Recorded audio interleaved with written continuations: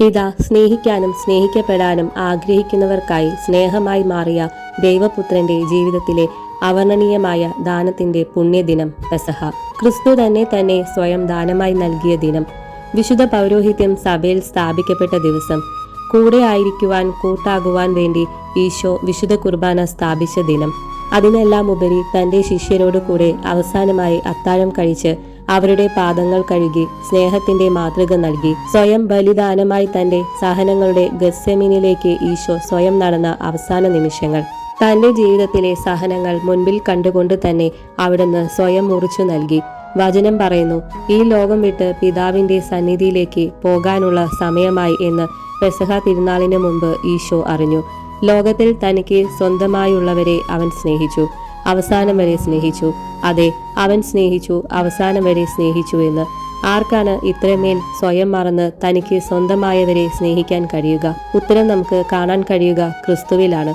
തന്നെ ഒറ്റുകൊടുക്കാൻ പോകുന്നവനെയും തള്ളിപ്പറയാൻ പോകുന്നവനെയും എല്ലാം ഒരുപോലെ സ്നേഹിച്ചവൻ ഈശോ സ്നേഹം മാത്രമായിരുന്നു. ഒരു അപ്പക്കഷ്ണവും അല്പം വീഞ്ഞും സ്വന്തം ശരീരരക്തങ്ങളായി നൽകിക്കൊണ്ട് തന്റെ സഹനങ്ങളെക്കുറിച്ച് ശിഷ്യരെ ഓർമ്മപ്പെടുത്തുന്ന ഈശോ. പൗലോസ് ശ്ലീഹ വളരെ മനോഹരമായി അതിനെക്കുറിച്ച് പറഞ്ഞിരിക്കുന്നു. അത് ഇപ്രകാരമാണ്: കർത്താവിൽ നിന്ന് എനിക്ക് ലഭിച്ചതും ഞാൻ നിങ്ങളെ ബലമേൽപ്പിച്ചതുമായ കാര്യം ഇതാണ്.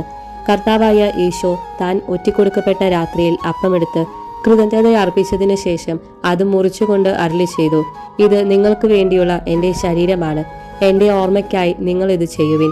അപ്രകാരം തന്നെ അത്താഴത്തിനു ശേഷം പാനപാത്രമെടുത്ത് അരുളി ചെയ്തു, ഇത് എൻ്റെ രക്തത്തിലുള്ള പുതിയ ഉടമ്പടിയാണ്. നിങ്ങൾ ഇത് പാനം ചെയ്യുമ്പോഴെല്ലാം എൻ്റെ ഓർമ്മയ്ക്കായി ചെയ്യുവിൻ. ഓർമ്മയ്ക്കായി ക്രിസ്തു നൽകിയത് തൻ്റെ തന്നെ ശരീരവും രക്തവുമാണ്. അത് പൂർത്തീകരിച്ചത് കാൽവരിയിലെ ആത്മബലിയിൽ. കുരിശിൽ ഈശോ മരിച്ചു എന്നതിനേക്കാൾ അവിടുന്ന് കുരിശിൽ കിടന്നുകൊണ്ട് സ്നേഹിക്കുകയാണ് ചെയ്തത് എന്ന് പറയാം. അതാണല്ലോ അവിടുന്ന് പറഞ്ഞത്, സ്നേഹിതനു വേണ്ടി സ്വന്തം ജീവൻ ബലി കഴിക്കുന്നതിനേക്കാൾ വലിയ സ്നേഹമില്ല എന്ന്. നമ്മളൊക്കെ ക്രിസ്തുവിന്റെ സ്നേഹിതർ ആയതുകൊണ്ടാണ് അവിടുന്ന് സ്വയം ബലിയായി മാറിയത്. അവനെ കുരിശിൽ താങ്ങിക്കിടത്തിയത് ഇരുമ്പാണികളായിരുന്നില്ല, മറിച്ച് നാം ഓരോരുത്തരോടുമുള്ള സ്നേഹമായിരുന്നു. ഈ സ്നേഹത്തിന്റെ ആഴത്തിലേക്കും അനശ്വരതയിലേക്കും ക്രിസ്തു ഒരുക്കിയ വിരുന്നുമേശ നമ്മെ ക്ഷണിക്കുന്നുണ്ട്. വിരുന്നുമേശകളിൽ ഒരു അടിമ എന്നത് അന്ന് ഉണ്ടായിരുന്ന ഒന്നായിരുന്നു. അടിമയാണ് എല്ലാവരുടെയും പാദങ്ങൾ കഴുകി അവരെ വിരുന്നുമേശയിലേക്ക് നയിക്കേണ്ടത്. എന്നാൽ ഇവിടെ ക്രിസ്തു അത് മാറ്റി എഴുതി. പിതാവുമായുള്ള സമാനത നിലനിർത്തേണ്ടത് കാര്യമായി പരിഗണിക്കാതെ സ്വയം ദാസന്റെ രൂപം സ്വീകരിച്ച ഈശോയ്ക്ക് ഒരു അടിമയോളം താഴുക എന്നതും ബുദ്ധിമുട്ടില്ലായിരുന്നു. അതാണല്ലോ അത്താഴത്തിന് മുമ്പ് സ്വയം ഒരു കച്ച അരയിൽ കെട്ടി തന്റെ ശിഷ്യരുടെ പാദങ്ങൾ കഴുകി അവർക്ക് വിനയത്തിന്റെ മാതൃക നൽകിയത്. തന്റെ ശിഷ്യരുടെ പാദങ്ങളിൽ ചുംബനം നൽകിക്കൊണ്ട് അവിടുന്ന് ദാസന്റെ രൂപമായി മാറി. ഇതിലേറെ എങ്ങനെയാണ് ക്രിസ്തുവിന് നമ്മളെയൊക്കെ സ്നേഹിക്കാൻ കഴിയുക? അത്താഴ സമയത്ത് അവൻ എഴുന്നേറ്റ് മേലങ്കി മാറ്റി. ഈ മേലങ്കി എന്താകും? ക്രിസ്തു മാറ്റിയ മേലങ്കി നൽകുന്ന ഒരു സന്ദേശമുണ്ട്: സ്വയം എളിമപ്പെടുക. തൂവാലയെടുത്ത് അരയിൽ ചുറ്റി എന്ന് പറയുമ്പോൾ ദാസനായി മാറുക എന്നതാണ്. പിന്നീടോ ശിഷ്യരുടെ പാദങ്ങൾ കഴുകി. അതെ, ക്രിസ്തുവിന്റെ ശിഷ്യർ എല്ലാവരും പാവം മുക്കുവറായിരുന്നു. അപ്പോൾ നമുക്ക് ഊഹിക്കാം, അവരുടെ കാലുകളിൽ മീനിന്റെ ഉളുമ്പുമണമുണ്ടാകാം. എങ്കിലും സ്വർഗത്തിലെ വലിയവൻ ഇതൊന്നും കാര്യമായി ഗൗനിച്ചില്ല. അവിടുന്ന് അവരുടെ പാദങ്ങളോളം താഴ്ന്നു, ഒരു അടിമയെ പോലെ. എങ്കിലും എവിടെയൊക്കെയോ ഒരു വിങ്ങൽ പോലെ ക്രിസ്തുവിനും ഉണ്ടായിട്ടുണ്ടാകാം. അതൊരു പക്ഷേ പണത്തിന്റെ മോഹത്താൽ വീണുപോയ യൂദാസിന്റെ പാദം ചുംബിച്ചപ്പോഴാണോ? അതോ എന്തൊക്കെ വന്നാലും ഞാൻ നിന്നെ തള്ളിപ്പറയില്ല എന്ന് പറഞ്ഞ പത്രോസ് തന്നെ തള്ളിപ്പറയും എന്ന് മുൻപേ അറിഞ്ഞിട്ടും അവന്റെ കാലുകൾ ചുംബിച്ചപ്പോഴാണോ? അറിയില്ല നാഥ. എങ്കിലും നിന്റെ ഹൃദയം ഒന്ന് വിങ്ങിയിരുന്നു. വരാൻ പോകുന്ന മുഴുവൻ സഹനങ്ങളും മുൻപിൽ ഉള്ളപ്പോഴും യോഹന്നാൻ നിന്റെ നെഞ്ചോട് ചേർന്നപ്പോൾ ആണോ തമ്പുരാനെ നിന്റെ ആത്മം വിങ്ങിയത്? എങ്കിലും നാഥ, മനസ്സിന്റെ അടിത്തട്ടിൽ ഇപ്പോൾ ഒരു വിങ്ങലുണ്ട്. അപരന് നന്മയാകേണ്ട നിമിഷങ്ങൾ വേണ്ടവിധം ഉപയോഗിച്ചില്ലല്ലോ എന്നോർത്തുകൊണ്ട്, ശുശ്രൂഷിക്കേണ്ടതിന് പകരം അധികാരി ആയിപ്പോയ നിമിഷങ്ങൾ ഓർത്ത്. എന്നാലും തമ്പുരാനെ, നിന്റെ പെസഹ എന്റെ ജീവിതത്തിന്റെ ഭാഗമായി മാറുന്ന ദിനമാണിന്ന്. ദിവ്യകാരുണ്യം എന്റെ ഭോജനമായി മാറുമ്പോൾ സ്നേഹത്തിന്റെ അനശ്വര ഭാഷ്യം ഞാൻ രുചിച്ചറിയുന്നു. തന്റെ ശരീരം അപ്പമായും രക്തം പാനീയമായും നൽകി ഓർമ്മ നിലനിർത്തുവാൻ ആഗ്രഹിച്ച ആ സ്നേഹരൂപം ലോകത്തിനു മുമ്പിൽ സ്നേഹത്തിന്റെ കാലാതിശയിയായ നിർവചനമായി മാറുന്നു. പൗരോഹിത്യം സ്ഥാപിതമായ ദിനം.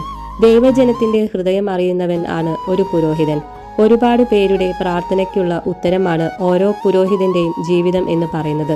ഇതാ നിത്യപുരോഹിതനായ ഈശോ തന്റെ ഹൃദയത്തിന്റെ സ്നേഹമായ പൗരോഹിത്യം സ്ഥാപിച്ച പുണ്യദിനം കൂടിയാണ് പെസഹ. കാലിത്തൊഴുത്തും കാൽവരിയും പുരോഹിതന്റെ ജീവിതത്തിലെ രണ്ട് വ്യത്യസ്ത ഭാവങ്ങളാണ്. കാലിത്തൊഴുത്തിലെ ദാരിദ്ര്യവും കാൽവരിയിലെ സഹനങ്ങളും അവന്റെ ജീവിതത്തിന്റെ ഭാഗമാണ്. ജീവിതം സ്വയദാനമായി നൽകാം എന്ന ഓർമ്മപ്പെടുത്തലാണ് കാൽവരി. അയക്കപ്പെടുക എന്നതാണ് പുരോഹിതന്റെ അവകാശം. അവനും കടന്നു പോകേണ്ടി വരും. ക്രിസ്തു കടന്നുപോയ എല്ലാ വഴികളും. ഇടയ്ക്കൊക്കെ അവനും കാൽവരിയിൽ പോകേണ്ടി വരും. ജീവിതത്തിലെ ദൈവസ്നേഹത്തിന്റെ വീഞ്ഞ് വറ്റിപ്പോയവർക്ക് അവ നിറച്ചു കൊടുക്കുവാൻ ഇടയ്ക്ക് അവന് മലമുകളിലേക്ക് പോകേണ്ടി വരും. തന്നെ വിളിച്ചവനോട് കൂടെ ആയിരിക്കാൻ, അവനോട് ആലോചന ചോദിക്കാൻ, പിശാചുക്കളോട് സമരം ചെയ്യാൻ അവനും നിത്യം സക്രാരിയിൽ നിന്നും ശക്തി സ്വീകരിക്കണം. ക്രിസ്തു ദാസന്മാർ ഇല്ലാതിരുന്നിട്ടും എല്ലാവരും യജമാനൻ എന്ന് വിളിക്കപ്പെടുകയും വലിയ വിദുരങ്ങൾ ഒന്നുമില്ലാതിരുന്നിട്ടും ഗുരു എന്ന് വിളിക്കപ്പെടുകയും കൊട്ടാരമില്ലാതിരുന്നിട്ടും രാജാവെന്ന് വിളിക്കപ്പെടുകയും ചെയ്തവനാകട്ടെ ഓരോ പുരോഹിതന്റെയും ജീവിത കേന്ദ്രം. ക്രിസ്തുവിനെ പ്രതി മുറിയുവാൻ ഇറങ്ങിയവർക്കെല്ലാം അവൻ നൽകിയത് സഹനങ്ങളുടെ കാസയായിരുന്നു. സ്നേഹം ഒരു ഗോതമ്പപ്പത്തോളം ചെറുതായി എങ്കിൽ നിന്റെ ഹൃദയത്തിൽ വസിക്കാൻ പുരോഹിതരുടെ കരങ്ങളിലൂടെ വരുന്നുവെങ്കിൽ ഈ പെസഹ ദിനത്തിൽ നീ ഓർക്കുക, നിന്നെയും അവൻ സ്നേഹിച്ചു. നിന്നോടുള്ള സ്നേഹം അവൻ സ്വയം ഒരു തിരുവോസ്തിയിൽ ശൂന്യവൽക്കരിച്ചു. ദിവ്യകാരുണ്യം എന്നാൽ കൂടെ വസിക്കാൻ കൂട്ടായി മാറിയ ദൈവസ്നേഹമാണ്. ഈ പെസഹായ്ക്ക് അപ്പുറം ഒരു ഗെത്സെമീനും ഒരു കാൽവരിയും ഒരു പുനരുത്ഥാനവും ഉണ്ടെന്നുള്ള പ്രതീക്ഷ നമ്മുടെ ഹൃദയങ്ങളെ നയിക്കട്ടെ. ഈശോ ദിവ്യകാരുണ്യമായ ഈ ദിനം അവനോടൊപ്പം നമ്മുടെ ജീവിതങ്ങളും ചേർത്ത് വയ്ക്കാം. പരിശുദ്ധ പരമ ദിവ്യകാരുണ്യത്തിന് എന്നേരവും ആരാധനയും സ്തുതിയും പുകഴ്ചയും ഉണ്ടായിരിക്കട്ടെ. എല്ലാവർക്കും പെസഹ തിരുനാൾ ആശംസകൾ.